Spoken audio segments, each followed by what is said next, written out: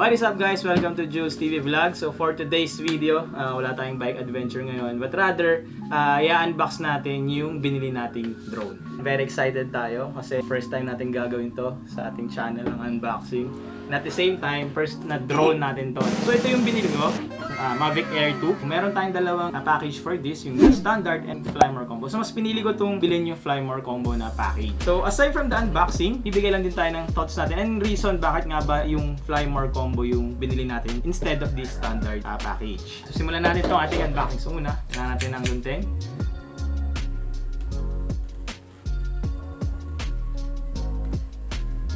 Tayo sanay mag-unboxing eh. Hindi naman tayo minsan-minsan lang tayo nag-ano ng mga ganito. So meron pala siyang sticker na ganyan. Okay. Ayan. Parang ito basta natin. Ay, ito pala. Meron pala siyang seal. Kaya pala ayaw bumaba. Wala. Meron siyang seal dito. Okay. So ito na.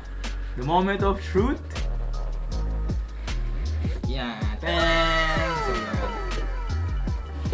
So bubungad sa atin yung pinaka nasa bag siya. Meron pala siyang bag. Sama na dito yung bag niya. Okay, so ang tight niya. Saktong-sakto talaga siya. Yan. So nalabas natin yung bag. So ano naman to? Yan. So ito yung pinakalaman ng ano natin. So meron isang box dito and then yung pinaka-bag niya. Okay, so okay yung material na ginamit dito sa carrying bag niya. So let's open, then here it is. So yan. So dito makikita natin yung ating drone. Yan siya. Yan. Ang cute, ang lit lang yun, no? Ang lit lang niya. Grabe. Yan. So ito yung ating sa drone. And then next is yung kanyang controller. Yan. Yun, so okay din yung ano niya. Akala ko siya parang plastic na pero siya medyo rubbery yung niya, texture nung controller niya. Yan, so ito yung controller. Kita ba? Kita. Yan. So ito yung controller. And then next so meron siya ditong box. So ano tong laman nitong box ito? So yung accessories na nakalagay dito. Okay, so ito yung extra battery. So dito sa Flymore combo, meron siyang 2 extra batteries na included. So yan, first battery niya. First battery pala niya yan, nakalagay na siya dito sa mismong device natin. Yan na siya. And then yung second battery para makita natin ano ba yung mga contents ito. Yan, so second battery. And then, yung ating charging cable sa outlet. And yung power brick. Yan, yung pinaka-power brick niya. Yan, so meron siyang USB Type-A dito sa gilid. Yung power brick siya yan. Kukonect tayo dito. Yan. Okay, so charger niya. And then, okay, so wala na. Wala na naman tumak sa to. Ano ba? Okay, meron pa pala ito. So meron din siyang kasamang okay, ito yung parang charging hub ng mga battery. Ayan siya. Okay, so ito yung charging hub ng battery. Dito ilalagay yan, tatlo yan. Kung pwedeng sabay-sabay na tatlo charger. Ganyan. So itong pangalawang box. Okay, meron tayo dito mga propellers. Siyempre, ang mga pinaka-importante lagi sa bawat package, yung ating mga instruction guide and manual. And then, yun, another set of propellers. Okay, wala na bang ibang laman dito? Wala, may mga nakatago pa dito. Mga cord and ito. Meron tayo din Type C to Type C, dalawang Type C na cable. Yan. Type C na cable, and then Type B to Type C naman ito, itong pangalawang cable niya. And then lastly, meron ding para ito para sa charger naman to ng ng ating controller. Yan, Type C siya to Type A. So So ito yan yung kinakabit dito para pwede mong simultaneous ma-charge yung controller mo. Ayan, dito siya. Okay. So ito ay ayun, Mavic Air 2 power bank adapter siya. So pwede mo i-convert yung extra batteries mo into power bank. Yan. So kakabit mo lang ata siyang ganyan. Ganyan.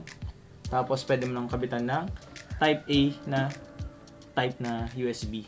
Yan. So parang pwede mo i-convert yung battery mo as power bank. And then lastly, meron pang isang package dito.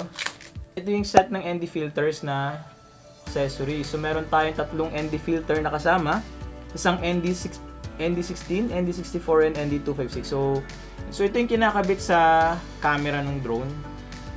If I'm not mistaken, ito yung parang mga filter na para magkaroon siya ng different or ma-block niya yung too much exposure or yung lighting.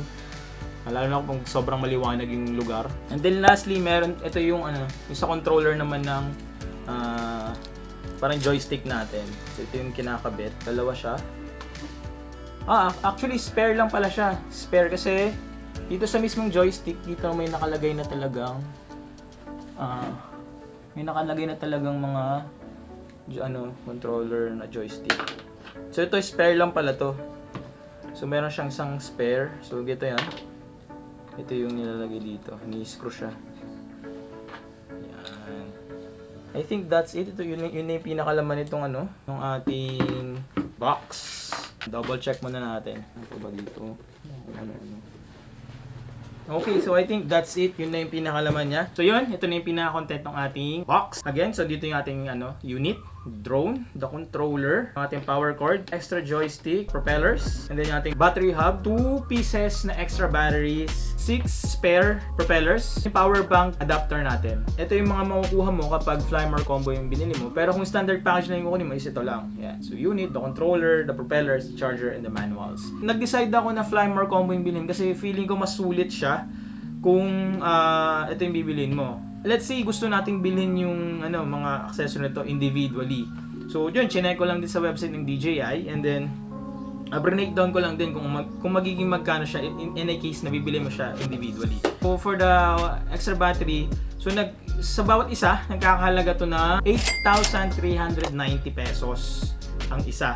For this battery charging hub, sa 2,750 pesos. For this propeller, so meron tayong tatlong pares. So sa bawat pares ng propeller, cost us 480 pesos. So meron tayong tatlo. So 480 times 3 is around 1,440.